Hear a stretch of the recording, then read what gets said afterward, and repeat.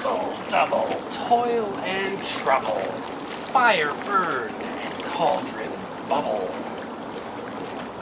You know, it's nonsense like this that kept me out of the Ivy Leagues.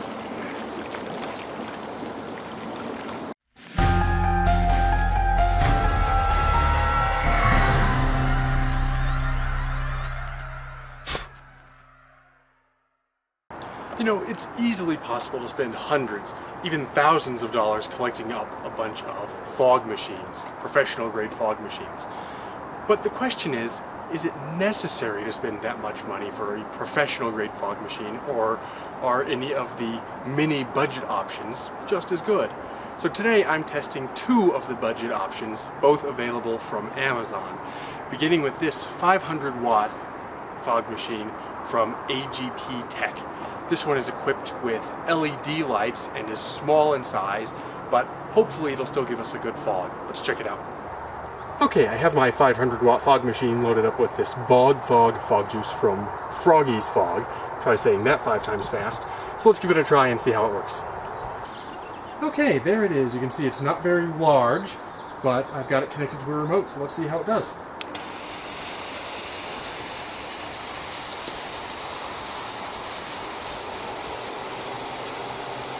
I'm going to keep holding until it runs out of heat.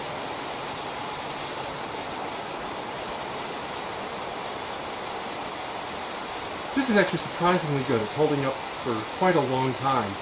Even my much more expensive prior fog machine wouldn't go for quite that long. Okay, and it's finished. It's made a nice little cloud, dissipating relatively fast, but I'm fairly impressed by that.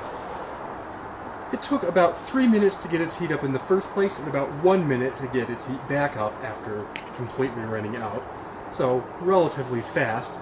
And as usual, the fog machine's readiness is indicated by a red dot on the remote control, as you see here. It's on means it's ready. One of the nice things about this one, though, is instead of just that remote control, it also comes with an actually remote control. There are 2 buttons.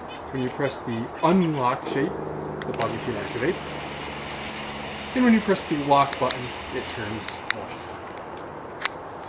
Now, this particular fog machine also has LED lights on the front, which can also be controlled by this remote control. If I press this button, they will turn on.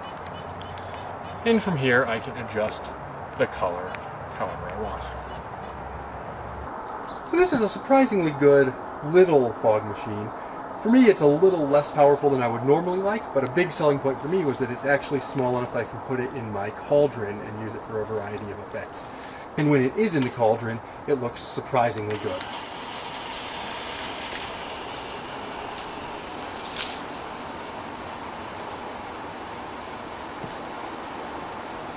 Alright, so that settles it for this little fog machine. Now let's take a look at a larger 1500 watt fog machine. Now this beast here is the Ridgeyard 1500 watt low-lying fog machine.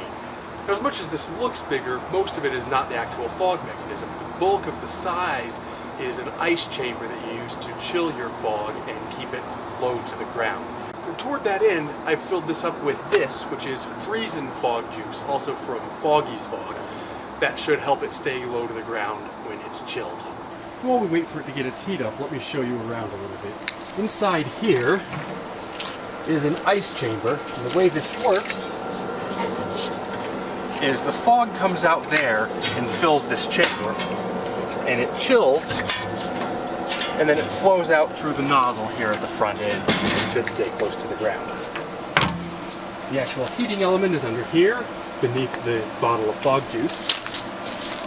In here on the back we have connections for a wireless remote control receiver, because this does also have one of these remote controls. But even better, this one features this remote control, which offers options for push button fogging, continuous fogging, or a timer. With these dials here, you can also adjust the duration of fogging on the timer, as well as the output of the fog machine. Okay, that green light indicates it's ready to go, so let's see how it does. But for this test, I have not put any ice in the fog machine. This is just a machine working on its own.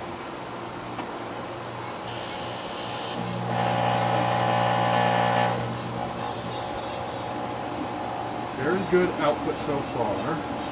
Like I did before, I'm going to keep holding the button down and see how long this goes. Producing quite a cloud of fog, not really staying to the ground very well. Okay, at this point it's been going for over a minute continuously without a break, which makes me think it will last a lot longer than any of the fog machines I've had before, so I'm very impressed. I'm stopping it now, but that's just because I'm tired of waiting for it. It could keep going. Let's put some ice in it and see how it does with ice. Okay, I went up to the store, I got 10 pounds of just regular water ice. One of the selling points on this is they claim that you don't need dry ice to make the fog lie close to the ground, but regular ice will do. So we're going to find out if that's actually true by putting 10 pounds of ice in.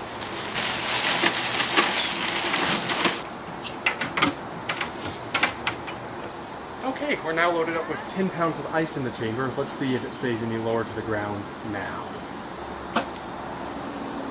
Okay, here comes the fog with 10 pounds of ice in the chamber. And that is actually working quite well. It's not perfect, but it is staying reasonably close to the ground. From this angle you can see even better. It's not completely clinging to the ground, but it is much more so than it was before. You can particularly see how it's stuck in between the blades of grass and sort of clinging to the ground, even though it's still making quite a large cloud above the ground. I also notice it's leaking much more from the top of the chamber. I think that's just because the chamber is relatively full of ice. Overall, I am impressed though. It's done a better job than I've seen with my other fog machines of clinging to the ground, so that's good.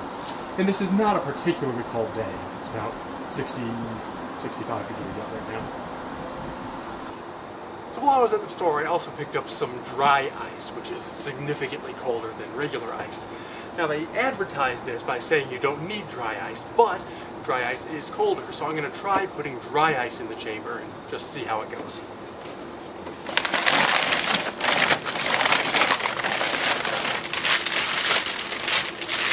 Always be careful and make sure you wear gloves when handling dry ice. It is cold enough, it will cause injury.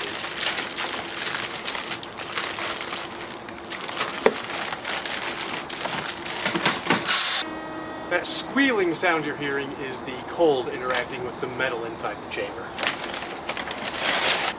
Okay, the dry ice is in the chamber, and in fact, if you look closely, you can see some fog escaping from the nozzle just from the dry ice alone. However, I'm going to turn the fog machine on now, and we're going to see if the dry ice makes it cling to the ground any better.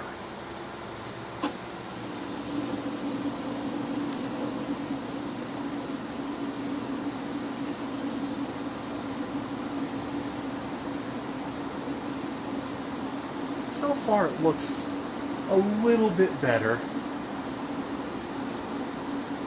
It's still clouding up a little bit, but it's actually clinging to the ground significantly better than it did with just the regular ice. So the regular ice worked better than without any ice, and the dry ice worked even better still. So this offers 3 different levels of ground clinginess for your fog.